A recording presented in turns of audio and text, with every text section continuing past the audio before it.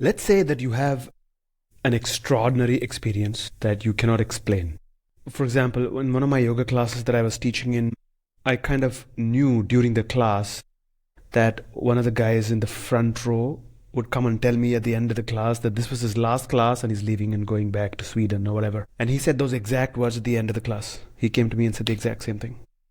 It's like it just occurred to me, I got it. Or I was passing by someone on the street who I barely knew, but I recognized because we passed each other a few times. And for some reason, I knew that she was looking for the ATM. But I didn't say anything, and I was on my way, and after maybe an hour or something, I was on the way back. At a different spot, I saw the person waiting on her bicycle, looking around, and then she told me, I'm looking for the ATM, you know. There are a lot of things like that a lot of people experience spontaneously in their lives that we don't give a second thought to, you know. It happens all the time. Intuition, telepathy, something strange, you know, you're somehow luckily spared of something because, you know, you feel like divinely protected or something like that. So the point is, let's say you have an extraordinary experience in life which doesn't fit into conventional explanation of reality and what science or scientists are able to explain. Does that mean that you imagined it? It's not real and invalid. So there is the accepted, established model of reality, and then what you experience, which is like an outlier. Do you have to gaslight yourself into believing that it was nothing in order to conform to this? Or is it legitimate expectation that a model of reality change to explain this? I think it means that you have to change the model of reality, right? And explore beyond what conventional physicists and scientists are willing to accept. We routinely ignore our intuition, our gut feeling, and we have suppressed it so much over a period of time that we accept some kind of we give away that power, and we erect authority outside of us to tell us what to do. And I'm not saying experts, doctors, and nutritionists and dietitians and, you know, people are not useful, because they contribute immensely in helping people in many different ways. But then we forget that they're also people, they're also human beings, they are fallible, and they have biases, they are corruptible. And especially in specialized fields, there is some kind of an intellectual tunnel vision that an expert thinks. He goes so deep, because science is so reductive, they go so deep into what they study that everything else that is discovered in, say, neuroscience or biology or physiology or, you know, even philosophy, everything else is not considered. You don't connect the dots. For me, the most concerning thing is, in the quest for objectivity and data-backed research-backed science, people ignore personal experience. I feel like there has to be a balance where what the human mind and the human brain and the human being is an instrument. We record signals, we receive perceptions, and we understand things.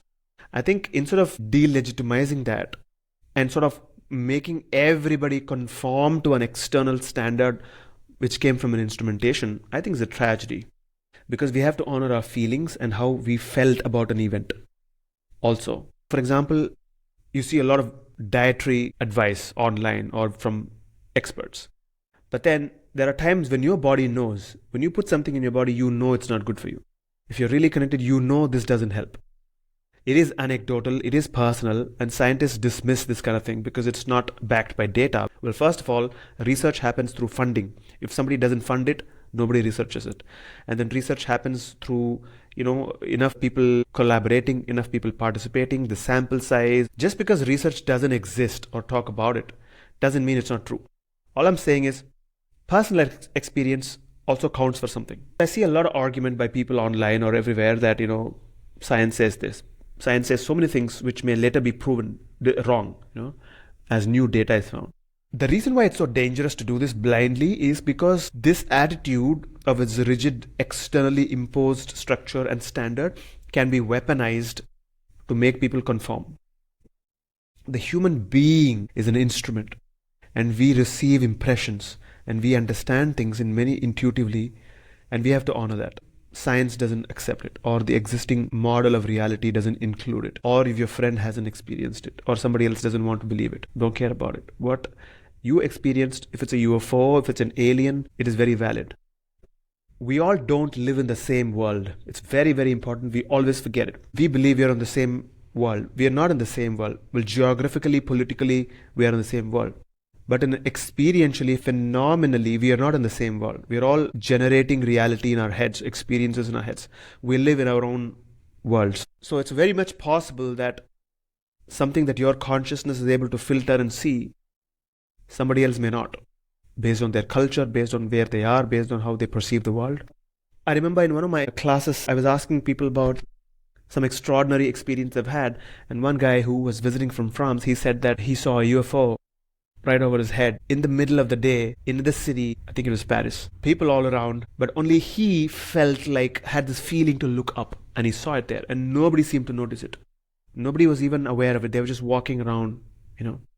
So sometimes experiences are given only to you, or it depends on how each individual consciousness is linking to this greater whole.